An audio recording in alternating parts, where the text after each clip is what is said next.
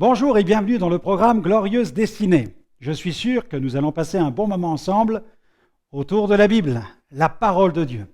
Aujourd'hui, j'aimerais vous parler d'une fête, d'un temps de bénédiction auquel la Bible fait référence. Il s'agit du jubilé. J'ai intitulé d'ailleurs mon sujet « C'est l'heure du jubilé ». Nous allons donc voir ce que signifie réellement le jubilé dans la perspective biblique. Mais avant d'ouvrir la Bible, prions, remettons ces moments entre les mains du Seigneur. Merci Seigneur pour ce temps placé devant toi, placé devant ta parole.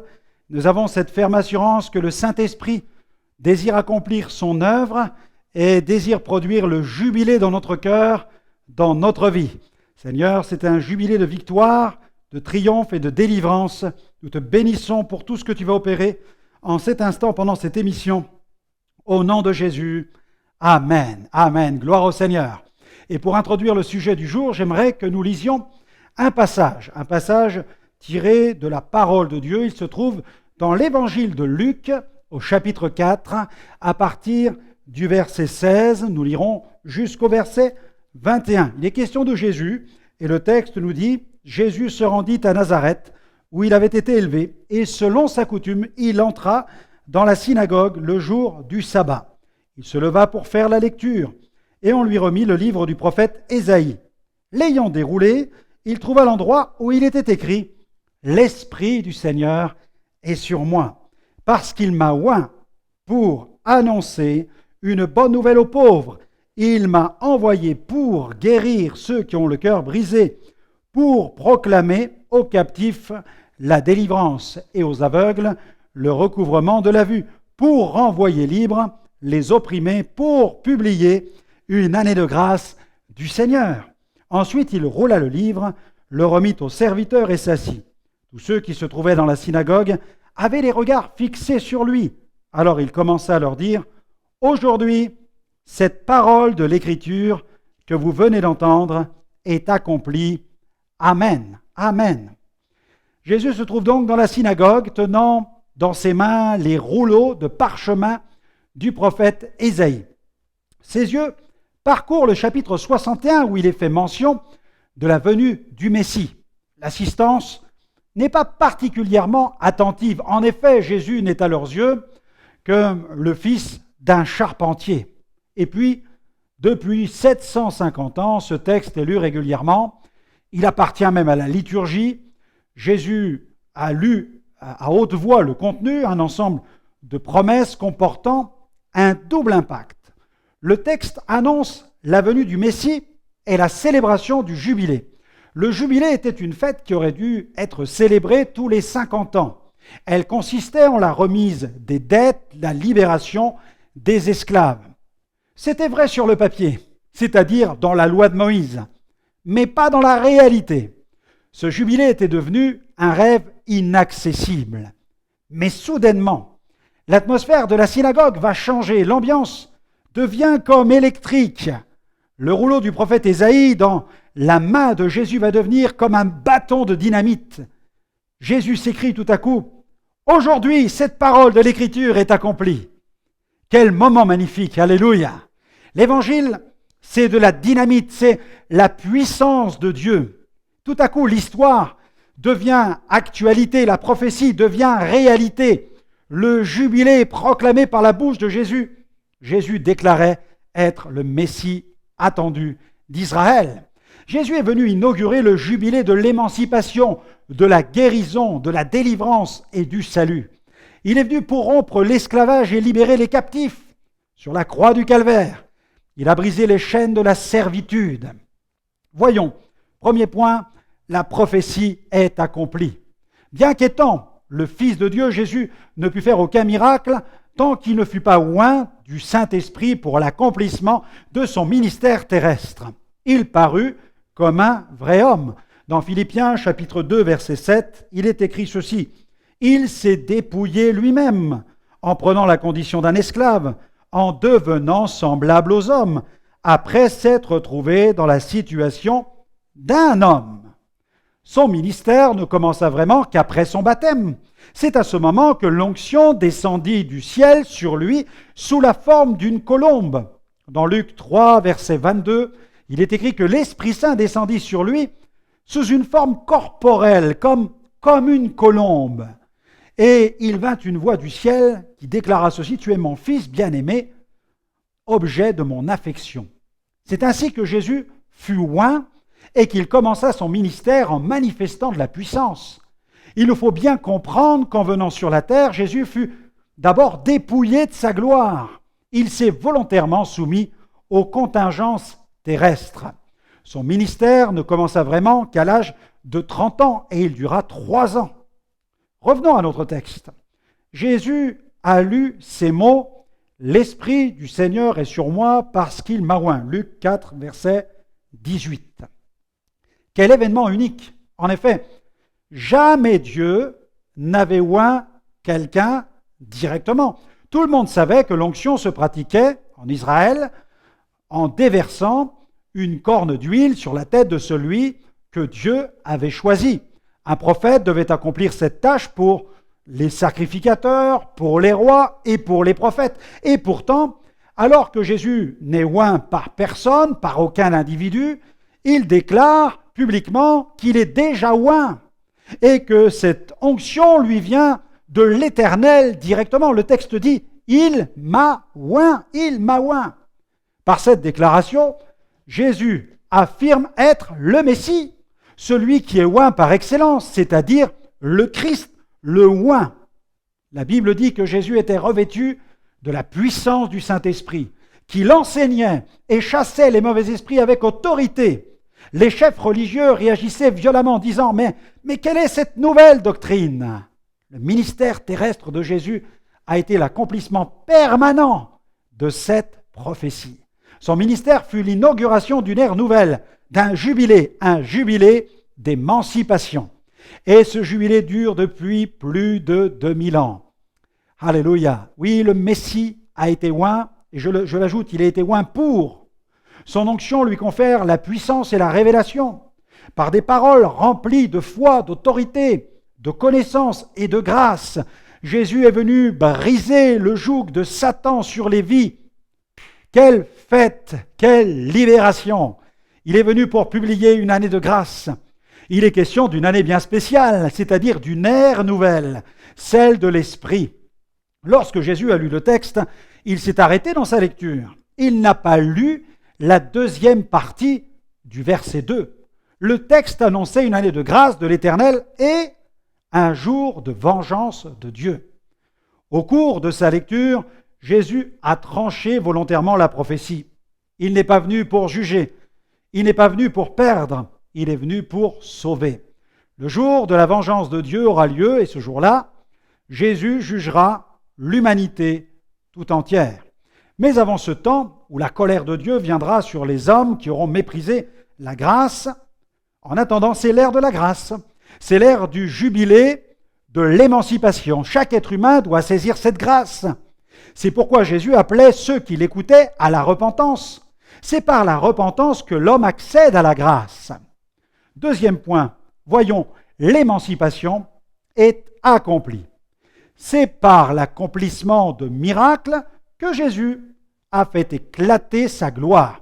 Le passage de Luc chapitre 4 que nous avons lu en introduction décrit parfaitement le but de l'onction. En affirmant l'accomplissement de cette prophétie d'Ésaïe, Jésus affirma que l'onction était bel et bien avec lui et qu'elle l'assisterait dans tout son ministère. Il affirma l'origine divine de cette onction.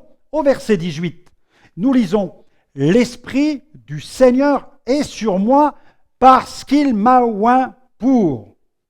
L'onction est donnée pour quelque chose. Elle a été donnée pour la réalisation d'objectifs précis. Jésus a évoqué 6 de ces objectifs. Le premier, annoncer une bonne nouvelle aux pauvres.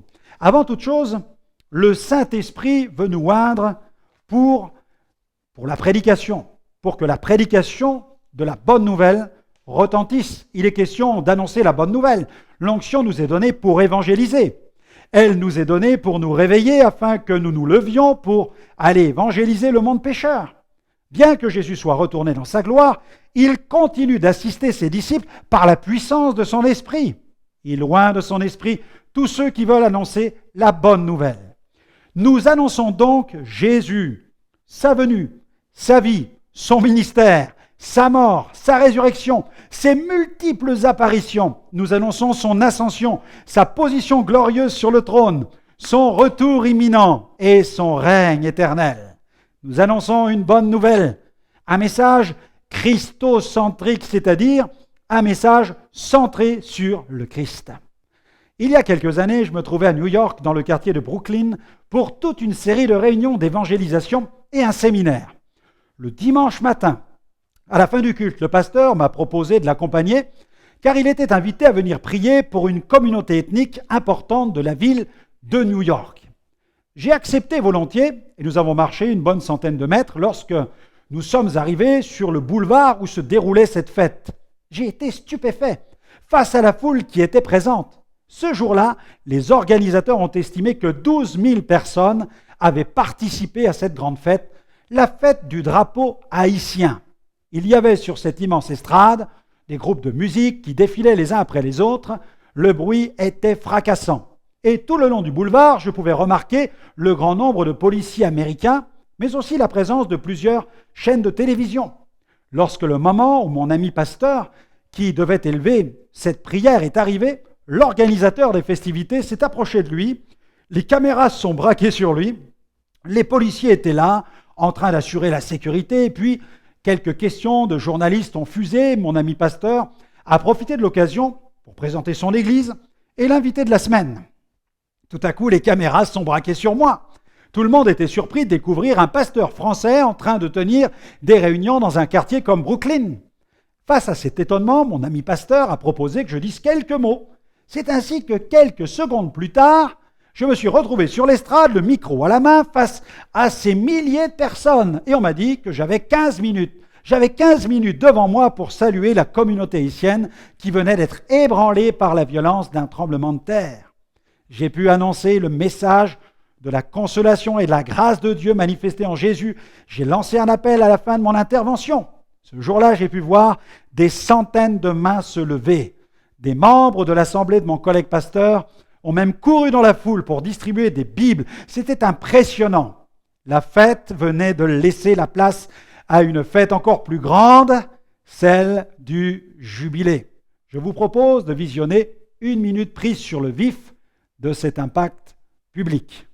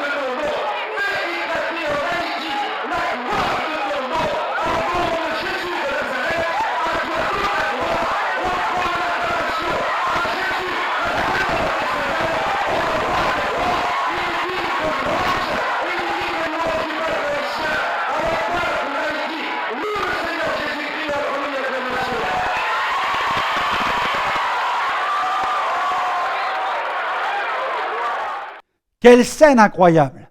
Vivons pleinement ce merveilleux jubilé auquel Jésus nous invite à participer. Il y a la guérison des cœurs brisés, guérir ceux qui ont le cœur brisé. Les blessures intérieures sont dissimulées, masquées, mais pourtant si présentes et si réelles. Le cœur brisé a besoin de consolation, et l'Esprit Saint est le consolateur. Le terme « guérir », traduit à partir du grec, revêt d'ailleurs plusieurs idées comme guérir, se raffermir, soigner, consolider. L'évangile de la grâce est un baume pour le cœur brisé, pour le cœur tourmenté par les remords. Il libère de toute accusation et de toute culpabilité. Ensuite, proclamer aux captifs la délivrance. Le péché est un esclavage spirituel que seul le Saint-Esprit peut briser. Sans Christ, les hommes sont captifs du péché, de leurs vices et de leurs passions. Ils sont esclaves de la loi du péché et de la mort. Tous les êtres humains naissent pécheurs et vivent sous la domination de cette loi.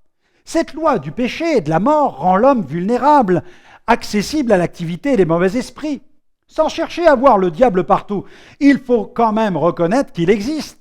L'activité des mauvais esprits est une réalité et beaucoup de gens en sont victimes. Ils sont tourmentés, oppressés, parfois même possédés. Cependant, Jésus nous a envoyés pour libérer les esclaves et proclamer aux captifs la délivrance. Nous devons leur annoncer qu'en Jésus ils sont libres, que leur ennemi a été vaincu. Seule la loi de l'esprit de vie en Jésus-Christ peut briser la loi du péché et de la mort, ainsi que de toute emprise ténébreuse. Lorsque cette loi spirituelle est adoptée par une personne nouvellement convertie, il s'opère alors un puissant nettoyage intérieur. Elle nettoie son cœur et balaie toute espèce d'influence obscure. Une telle œuvre n'est possible qu'à partir du moment où la personne décide de soumettre sa vie de plein gré à cette loi. L'apôtre Jean a écrit ceci. Il déclare ceci, nous savons que quiconque est né de Dieu, 1 Jean 5, 18, ne pêche point, mais celui qui est né de Dieu se garde lui-même et le malin ne le touche pas. Continuons toute cette série de bénédictions. Il y a une proclamation aux aveugles, le recouvrement de la vue. Pouvez-vous imaginer la joie de ces aveugles que Jésus guérissait? J'ai eu la joie, le privilège, dans mon ministère, d'être le témoin de la guérison de nombreux aveugles. Un tel miracle est toujours quelque chose de fantastique. Cependant, pour Dieu, guérir un aveugle n'a rien d'extraordinaire. S'il nous a créés, ne peut-il pas nous restaurer? Regardez ce que la Bible dit. Proverbe 20, verset 12. L'oreille qui entend et l'œil qui voit, c'est l'Éternel qui les a fait l'un et l'autre. Pour Dieu, il n'y a rien de surnaturel. Pour lui, le surnaturel est quelque chose de tout à fait naturel. Rien de plus normal pour Dieu que de faire des miracles. Pour nous, un miracle est toujours quelque chose d'extraordinaire. Pour lui, c'est tout à fait ordinaire. Pour Dieu, faire un miracle n'est pas un exploit. Il dit, et la chose arrive. Le psalmiste a fait cette déclaration au sujet de Dieu. Il dit, et la chose arrive, il ordonne, et elle existe. Mais n'y a-t-il pas une autre cécité dont Dieu voudrait guérir l'homme? Et cette cécité frappe tous ceux qui vivent sans Jésus. Leur vie est plongée dans les ténèbres. Ils sont aveugles et avancent en tâtonnant. Il s'agit de la cécité spirituelle. Jésus nous a donné l'onction pour déchirer le voile d'obscurité qui a été jeté par le diable sur les habitants de la terre. Le diable plonge les âmes dans les ténèbres, mais Jésus est la lumière du monde. Par l'annonce de l'Évangile, les yeux des pécheurs s'ouvrent. Celui qui était mort dans ses péchés peut vivre maintenant. Le voilà ressuscité. Le voile de ces ténèbres spirituelles a été déchiré. Il peut vivre dans la lumière. Poursuivons. Nous sommes appelés à proclamer le jubilé pour renvoyer libres les opprimés. Le terme opprimé a été traduit du grec et comporte l'idée de brisement, de cassure, le fait de casser quelqu'un en morceaux. Les opprimés sont cassés en morceaux, ils sont brisés, ils sont prostrés. Jésus les voit, assis dans les ténèbres de la mort, mais il vient les libérer par sa lumière. Il ouvre les portes de leur geôle, il les prend par la main et les entraîne vers la lumière. Les opprimés sont victimes de mauvais traitements. Ils vivent sous le régime de la terreur, de la peur. Ils vivent sous l'emprise d'une domination qui les maintient dans l'esclavage. Le diable opprime, mais il n'est pas le seul à opprimer. Parfois, c'est un patron qui opprime, un collègue de travail, c'est un voisin qui opprime. Parfois, il s'agit d'un proche, d'un mari, d'une épouse. Dans certains pays, les régimes politiques oppriment et persécutent. Dans d'autres pays, ce sont les pouvoirs religieux. Les armes favorites de l'oppresseur sont la crainte, la menace, l'intimidation. Mais béni soit Dieu, le jour viendra où les oppresseurs seront réduits au silence par le Seigneur Jésus. L'auteur de l'Épître aux Hébreux nous adresse cette parole de réconfort. C'est donc avec assurance que nous pouvons dire « Le Seigneur est mon aide, je ne craindrai rien, que peut me faire un homme ?» John Wesley avait l'habitude de dire « Je crains trop Dieu pour avoir peur des hommes. » L'onction de Dieu nous a été donnée pour que nous puissions résister aux plus dures oppositions. Elle nous a été donnée afin que nous ne laissions jamais la crainte nous envahir. Et puis, il est question de publier une année de grâce du Seigneur. Quand le Seigneur répandit l'effusion de l'Esprit dans le monde entra dans une ère nouvelle, celle de l'Esprit. Depuis 2000 ans, l'humanité est entrée dans cette ère nouvelle de l'Esprit Saint. Un jubilé d'émancipation a été décrété. Les péchés sont pardonnés, les esclaves sont libérés, les vies sont transformées par la puissance du Saint-Esprit. Jésus établit son règne dans les cœurs. Il siège sur le trône au cœur même de la vie des rachetés. La Bible dit que Jésus roula le livre, le remit aux serviteurs et s'assit. Tous ceux qui se trouvaient dans la synagogue avaient les regards fixés sur lui. Alors il commença à dire, « Aujourd'hui, cette parole de l'Écriture que vous venez d'entendre est accomplie. » Dieu nous donne de son onction, non pour notre confort personnel, mais pour son œuvre. Cette parole de l'Écriture est accomplie. Il ne s'agit donc plus d'une promesse, mais d'un fait acquis. L'onction nous a été donnée. Voyons ce troisième point. Le salut est accompli. Lorsque nous disons que Jésus nous a acquis le salut, nous disons aussi qu'il a acquis la rédemption. Le mot rédemption signifie rachat, délivrance. Par le sacrifice de Jésus à la croix, nous sommes au bénéfice de la guérison divine, de la délivrance des puissances des ténèbres et de la purification des péchés. Quel merveilleux salut! Son salut touche le corps, l'âme et l'esprit. Jésus a accompli parfaitement l'œuvre de salut sur le bois du calvaire il y a 2000 ans. Aujourd'hui, nous sommes encore au bénéfice de ce tout accompli. Sur la croix, il s'est écrié « Tout est accompli ». Littéralement, Jésus s'est écrié « C'est payé ». Oui, gloire à Dieu. Sur la croix, Jésus a réglé la dette de nos péchés. Il a pleinement satisfait la justice de Dieu. Dieu a appliqué la condamnation en envoyant sur son Fils le châtiment divin. Il a réglé la facture. Il a effacé la note avec son sang précieux. Nous étions incapables de la régler. Mais depuis ce tout est accompli, nous sommes entrés dans cette nouvelle année, dans cette année nouvelle, l'ère de la grâce. Les péchés peuvent être pardonnés. Les esclaves peuvent être libérés. Par la foi en Jésus, en un instant, des années de souffrance, de culpabilité, d'esclavage peuvent être anéanties. C'est un vrai jubilé. Dans son épître adressée aux Romains, Paul écrit « Il n'y a donc plus aucune condamnation pour ceux qui sont en Jésus-Christ. » Romains 8, verset 1er. Réjouissons-nous et répandons l'Évangile pour que des millions participent à la grande fête du salut. Alléluia! J'espère que cette nouvelle émission vous aura boosté dans votre marche avec le Seigneur. Si vous souhaitez accéder à davantage de ressources, alors n'hésitez pas à nous retrouver sur notre site www.gospelvision-international.com. Vous pourrez y retrouver de nombreuses émissions en replay. Alors, à très bientôt et célébrez avec moi le jubilé. Que Dieu vous bénisse. Bien, j'espère que cette émission vous aura encouragé et interpellé. On se quitte maintenant avec le groupe Heroic Nation qui nous chante Révolution, parce que le jubilé, c'est une révolution.